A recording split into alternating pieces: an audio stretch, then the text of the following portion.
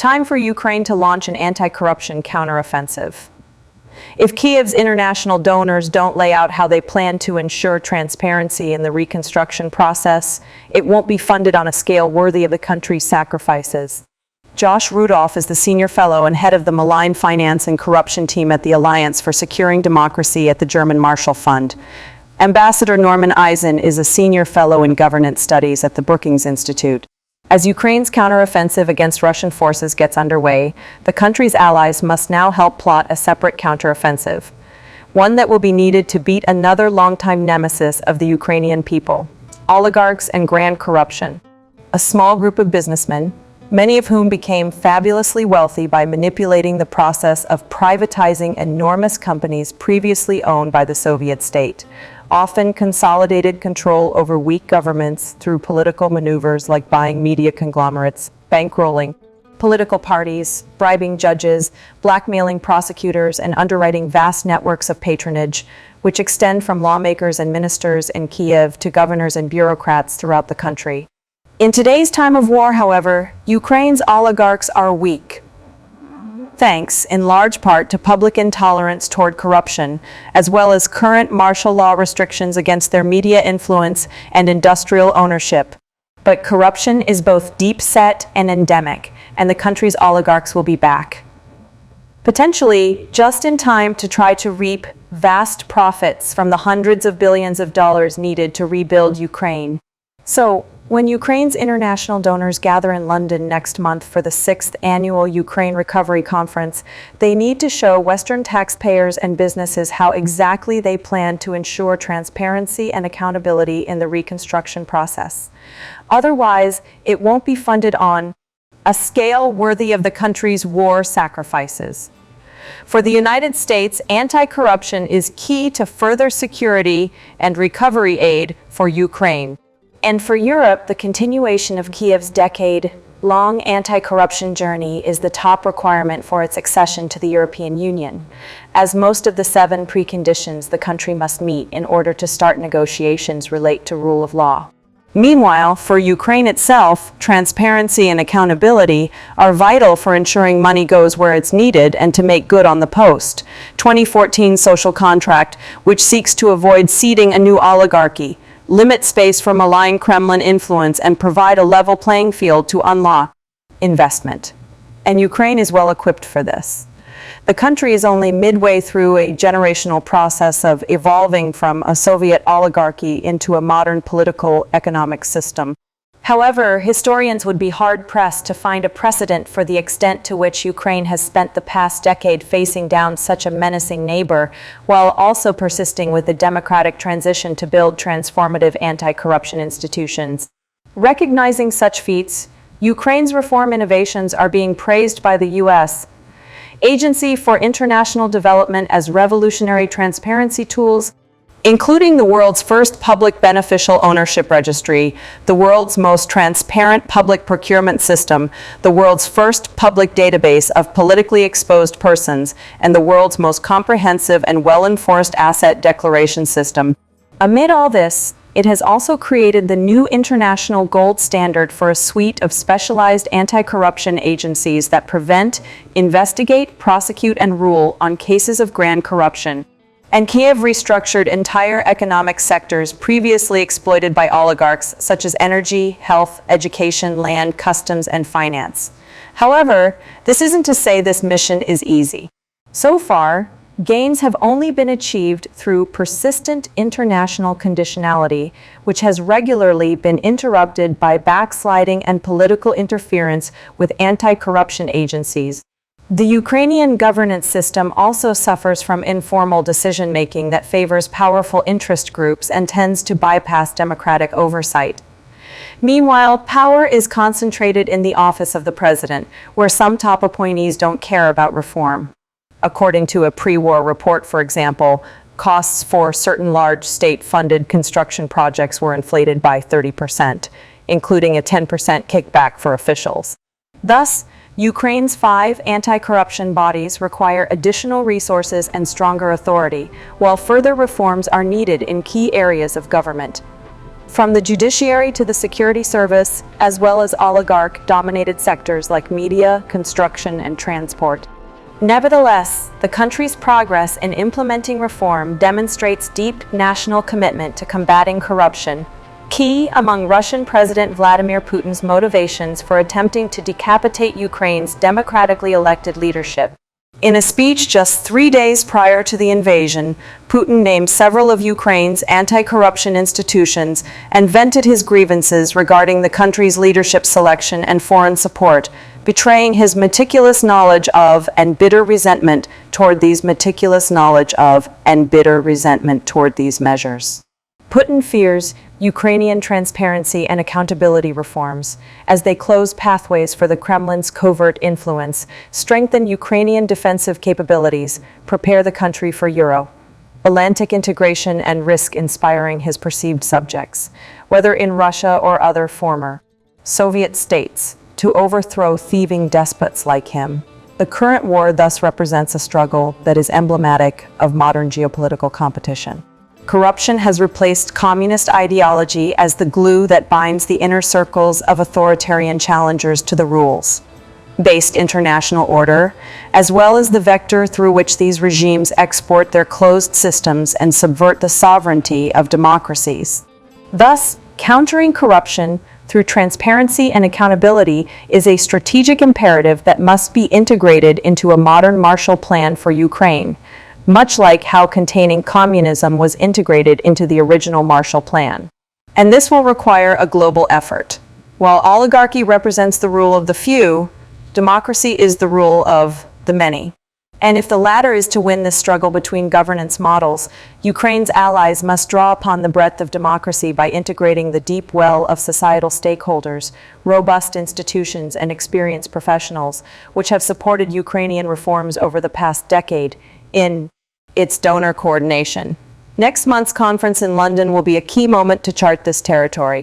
And our new research recommends concrete commitments that donors could pledge to elevate transparency and accountability reform as a strategic imperative, prioritizing anti-corruption conditions, using Ukraine's new transparency tools, forming a Ukrainian civil society board to advise donors, empowering local governments, and creating a fusion cell of auditors in Kiev. This is the battle plan, the attack vectors and foot soldiers of a counteroffensive against old and new oligarchy and grand corruption in the recovery and reconstruction of Ukraine. And all of it will be needed to secure the freedom, independence, and prosperity for which Ukrainians are fighting. Ukraine's F-16 training could begin in July, Danish Defense Minister signals. After that, it will likely be up to 6 months before Ukraine could fly its own jets, Troels Lund Poulsen says. Ukrainian pilots could start training on F-16 fighter jets in July, Denmark's acting defense minister Troels Lund Poulsen indicated Tuesday. My expectation is that by the end of June we'll have it officially set up, so we can hopefully start after that, Poulsen told reporters before a ministers' meeting in Brussels. And then it's probably an effort that will take up to 6 months before we have the facilities in place so that we can fly F-16 fighter jets from Ukraine, the minister added. Kiev has been pressing its Western allies to hand over modern fighter jets for months, stressing it needs them to boost its aging air force and repel Russia's full-scale invasion. While several countries, such as the US, the Netherlands, Belgium, and Denmark, have agreed to teach Ukrainian pilots how to fly the F-16s, none have committed to delivering the planes. The Danish defense minister on Tuesday carefully steered clear from making any promises in that direction. It will only be in the fall that we'll discuss a possible donation of F-16 fighter jets, Poulsen said. EU claims it's now on track to get Ukraine quantum ammo rounds, but doubts remain about whether it can keep up the pace. The U.S. sent Ukraine 220,000 rounds of ammunition since pledging in March to get the war-stricken country 1 million shells in 12 months, putting the bloc on track to hit its target, top EU diplomat Joseph Borrell said Tuesday. Yet questions remain about whether EU countries can keep up the pace. The ammunition contributed so far is being pulled from existing stockpiles, and EU countries will soon have to switch to jointly purchasing new ammo for Kiev, while boosting the capacity of defense industries to continue making donations a more challenging prospect. Still, Borrell said, the current totals are promising. Czech President Petr Pavel urges continued efforts to defeat Russia. While mentioning Europe's economic problems due to the war, President Pavel stressed the importance of unity and historical awareness to avoid repeating mistakes of the past. During an annual commemoration for victims of Nazi persecution, Czech President Petr Pavel urged an unwavering commitment to defeating Russia in Ukraine. Speaking at the ceremony at the National Cemetery in Terezin on Sunday, May 21, he emphasized the importance of unity, historical awareness, and learning from the past to avoid repeating grave mistakes. At this stage, I would like to urge that we not abandon our joint efforts aimed at defeating Russia in Ukraine, and that we reject the violation of the rules of the international order that we are witnessing. We have to be motivated, he said. We should be motivated by the very historical experience that we are talking about today.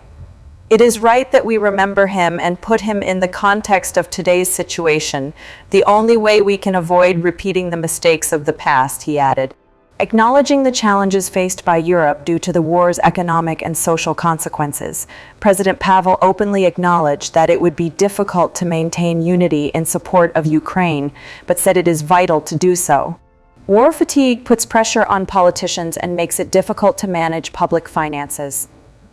It will be increasingly difficult to maintain unity in support of Ukraine.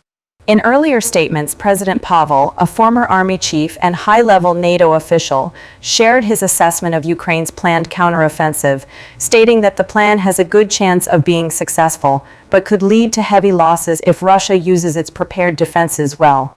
Former U.S. official believes Ukraine's counteroffensive will be successful, but it's not the end. Kurt Volker believes the Ukrainian counteroffensive will be successful, and this will bring more American support before us presidential elections next year. Former U.S. Special Representative to Ukraine, Kurt Volker, believes that the counteroffensive of the armed forces of Ukraine will be successful, but this doesn't mean the end of Ukraine's struggle against Russia. Volker made the statements in an interview with RBC Ukraine, published on Wednesday, May 24. The interview took place during the Ukrainian-American Forum in Kiev. Answering the question of whether Ukraine now has the initiative in the war, Volker said, "I think that Ukraine has already won because Vladimir Putin's goal was to destroy Ukraine, and we see that it is impossible to destroy Ukraine.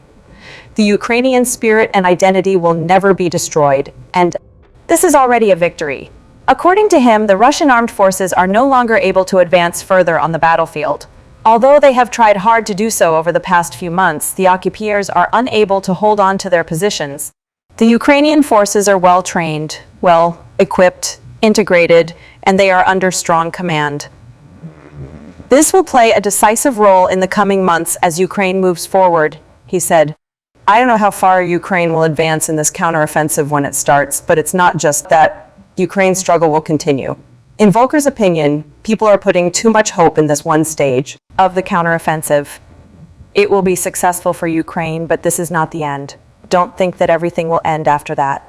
He said that Ukraine will have to rebuild, strengthen the army and the economy and the economy and the economy, and continue the war for a long time, and we need to be ready for this as well. Volker is convinced that Ukraine's counteroffensive will cause another flow of aid this year, so that next year it will not be necessary to go through this during the presidential election in November 2024. Of course, Ukraine's success in the counteroffensive will be another incentive for the United States to continue to provide even greater support to Ukraine, he said. Volker also commented on the possibility of Ukraine's membership in NATO before the end of the war with Russia. When asked what results Ukraine could achieve at the Vilnius NATO summit, he said, "I believe that most NATO countries will say that Ukraine can't be admitted into NATO now because the war is still going on. Because that would mean that NATO will also become a participant in the war." A fair point. However, he said this is not a sufficiently reasoned answer because NATO has committed to recognizing Ukraine as a member since 2008. He remarked that 15 years have passed and no progress has been made. We need to make it clear to Putin that he cannot keep NATO under control. NATO must say, "We are starting to meet our commitments," Volker said. According to him, this implies many practical measures that can be taken now to assist and integrate Ukraine so that it will gain full membership as soon as practicable. But we have to send a stronger signal this year than last year. According to the RBC Ukraine article, Kurt Volker was once one of the most recognizable American figures in Ukraine. After he was appointed as special representative for Ukraine negotiations in 2017, in 2019, in the midst of the scandal that led to the impeachment of Donald Trump over his conversation with Volodymyr Zelensky, Volker resigned. But he is still actively involved in Ukrainian affairs and visiting Ukraine, including after the start of the full-scale Russian invasion. Now, Volker is a member of the governing bodies of a number of private companies and public organizations.